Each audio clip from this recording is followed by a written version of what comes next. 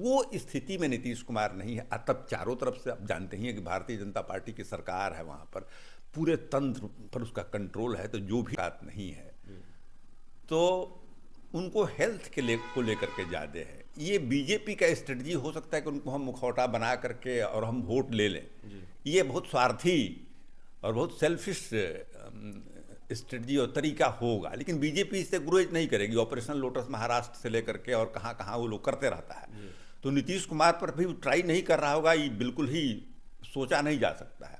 सोच सकते हैं कि भाई वो नीतीश कुमार जी का इस्तेमाल कर दिया जाए, फिर इनको निकाल दिया जाए, इस तरह की बात को अगर लोग सोच रहे होंगे तो मेरे लिए बहुत आश्चर्यजनक बात नहीं है।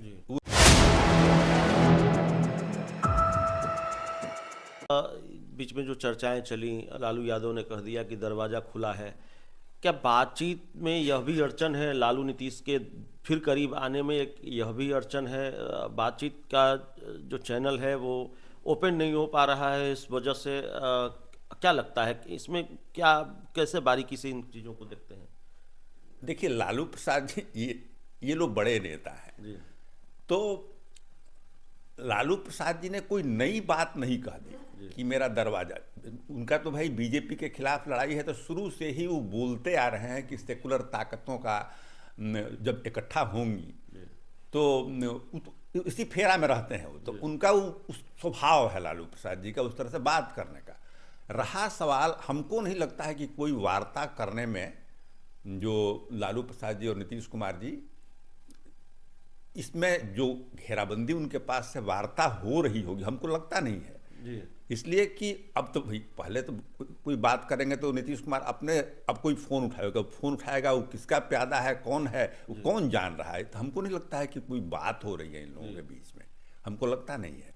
बात का रास्ता वहाँ नहीं है ना, फोर्टिफाइड रास्ता बंद हो गया, बातचीत रास्ता बंद हो गया है ना। बात कैसे होगी? बात जब होगी तो नीतीश कुमार तो अब ऑन हिज ओन तो सोच नहीं रहे हैं, कहीं अफसर फ़ोन न उठा लें। फ़ोन उठाएंगे ही ना, उनका फ़ोन पहले भी उठाते थे, लेकिन फिर नीतीश कुमार को जजमेंट था कि भाई फ़ोन उठाते हमको क्या डिसीजन लेना है। हो सकता है फ़ोन उठाने वाला फ़ोन का ड्यूटी कर रहा हो, अब फ़ोन उठाने वाला, ये मेरी अपनी समझदारी हो सकती है, क्योंकि मेडिकल बोर्ड आने पर, रिपोर्ट आने पर ये स्पष्ट हो सकता है, हमको एविडेंस तो नहीं मेरे पास है, लेकिन हमको लगता है कि भाई बात उनसे कैसे होगी, इसलिए कि पहले लालू प्रसाद नीतीश कुमार बात करी, फ़ोन उठा के दे देगा, उसका हट जाएगा वहाँ से, वो इंटरफेयर नहीं कर सकता है उसमें। वो स्थिति में नीतीश कुमार नहीं है। तब चारों तरफ से आप जानते ही हैं कि भारतीय जनता पार्टी की सरकार है, वहाँ पर पूरे तंत्र पर उसका कंट्रोल है, तो जो भी लोग वहाँ रहेंगे, ऐसे कंडीशन में लालू प्रसाद नीतीश कुमार कोई स्ट्रेटजी की बात कैसे कर सकते हैं? हमको नहीं लगता है कि बात होने की स्थिति है वहाँ पर। तो तब तो एक सवाल यह है, जिस तरह की बात आप कर रहे हैं, तो एक अड़चन ये है, ये भारतीय जनता पार्टी के शीर्ष नेतृत्व ने या अमित शाह ने चली चुप्पी साध रखी है कि नीतीश कुमार 2025 के बाद सीएम होंगे कि नहीं होंगे, लेकिन तब तो एक अड़चन यह है कि नीतीश कुमार के चेहरे को आगे करके उनके नेतृत्व में 2025 के बिहार विधानसभा चुनाव में भारतीय जनता पार्टी को जाना या एनडीए को जाना थोड़ा मुश्किल होगा, लगता नहीं आपको? थोड़ा फिर पूछिए तो। जैसे हम ये सवाल कर रहे हैं कि जिस तरह की स्थिति का जिक्र नीतीश कुमार के लिए आप कर रहे हैं, उनकी तबीयत को लेकर जिस तरह की बातें हो रही हैं, तो लगता नहीं कि उन्हीं के नेतृत्व में अगर एनडीए चुनाव लड़ेगा, उन्हीं को आगे करके 2025 के विधानसभा चुनाव में जाएगा और मोर्चा आगे आगे नीतीश कुमार संभालेंगे, तो फिर थोड़ा मुश्किल होगा नीतीश कुमार को डिफेंड करना एनडीए के लिए, जो परसेप्शन क्रिएट हो रहे हैं।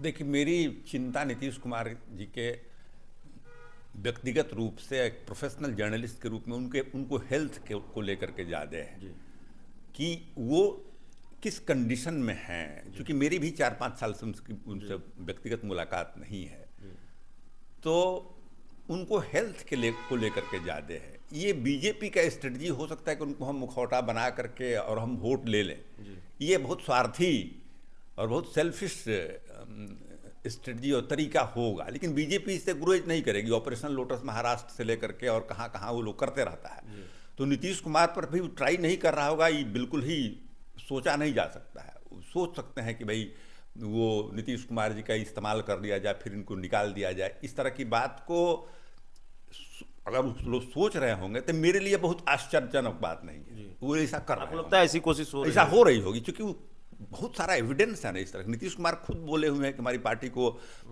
आपने उनके जो आरसीपी थे उस समय लोगों को निकाला, फिर राष्ट्रीय जनता दल में आए थे तो उस समय खुद बोलते थे कि लोगों ने गड़बड़ किया, ये लोग मोदी के नज़दीक हो गया था। तो उनके एमपी को तोड़ना, उनके परिस्थितियों का फ़ायदा उठा करके और ये सब काम करना, कैरेक्टरिस्टिक पॉलिसी अडॉप्ट करना, ब्लैकमेल करना, तो ये तो बीजेपी के स्वभाव में है ना। क्या भारतीय जनता पार्टी के लिए ये काम इसलिए भी आसान हो गया है क्योंकि जेडीयू के कुछ बड़े नेताओं के बारे में ये बात कही जा रही है, मसलन नाम अगर लेना चाहें तो इशारा जो होता है दूसरे राजनीतिक दलों का, आरजेडी का ललन सिंह की तरफ होता है या संजय झा की तरफ होता है। अब संजय झा भोज कर रहे हैं और मुख्य अतिथि के रूप में बार बार अमित शाह आ रहे हैं उनके घर पर।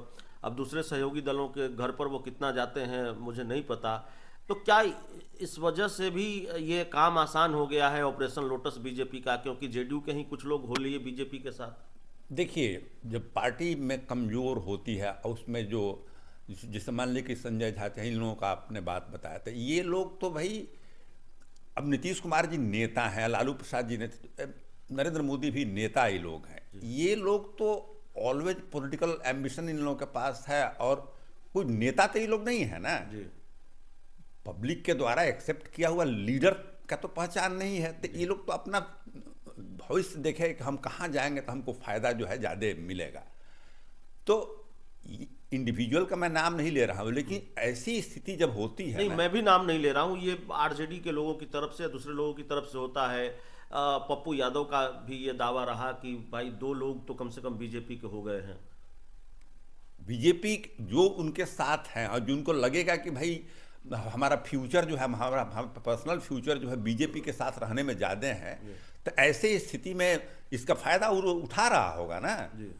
तो उसमें नीतीश कुमार जी, हाँ भले नीतीश कुमार जी अलर्ट रहेंगे तो उसमें कैसे उन्होंने पार्टी से निकाल दिया जब उनको लगा कि रामचंद्र प्रसाद सिंह को चाहे जो इतने दिनों से साथ से निकाल दिया, उस पोजीशन में नीतीश कुमार नहीं है ना जी। तो उस तरह की कार्रवाई करने की पोजीशन में नहीं है नहीं। या उतना अवेयर अपनी पार्टी को लेकर नहीं है, नहीं अपनी पार्टी है के अंदर बेचारे। नहीं। अगर मान लीजिए हमको तो डर है, मैंने हमको क्या कहिएगा, एक व्यक्तिगत रूप से चूंकि बहुत स्नेह, जब भी हम मिले हैं तो बहुत स्नेह उन्होंने हमको दिया है। हम नहीं चाहेंगे, व्यक्तिगत रूप से नहीं चाहेंगे कि भाई मैंने ऐसा हो कि किसी कॉन्स्पिरेसी में, जिसके लिए भारतीय जनता पार्टी, आरएसएस, खुद नीतीश कुमार भी कहते रहे हैं ना कि भाई वो चक्कर में फंस करके और कहीं कुछ उनका अहित हो जाए, राज्य का अहित हो जाए, कोई चाहेगा? हमारे तरह का आदमी तो बिल्कुल नहीं चाहेगा। लेकिन हमको पूरा समझदारी है कि चूंकि भारतीय जनता पार्टी और आरएसएस के ऑपरेशंस को भी एज ए जर्नलिस्ट हम एक अध्येता हैं, तो हम एक स्टूडेंट के रूप में हम जानते हैं, जर्नलिस्ट के स्टूडेंट के रूप में, कि भाई ये एक जगह का बात नहीं है। उन्होंने कई बार उन लोगों ने ट्राई किया है कि दूसरे राज्यों में, कर्नाटका में, महाराष्ट्र में, जहाँ पर केजरीवाल की पार्टी में लोगों को क्या डर है कि 45 सीट भी केजरीवाल को आ जाएगा। नीरजा चौधरी जी का लेख छपा हुआ है कि 45 सीट भी आ जाएगा अगर उनको, तो फिर भी वो सेफ नहीं रहेंगे केजरीवाल। इसलिए सेफ नहीं रहेंगे कि बीजेपी पार्टी को तोड़ देगी उनको अगर इसका नंबर बढ़ जाएगा। तो इस तरह के बीजेपी आपको मध्य प्रदेश में, कर्नाटक में, महाराष्ट्र में करते आ रही है ना। विरोधियों को छोड़िए, सहयोगी दल को भी नहीं, सहयोगी दल को तो करते हैं, तो उसका तो स्वभाव में है ना। तो एक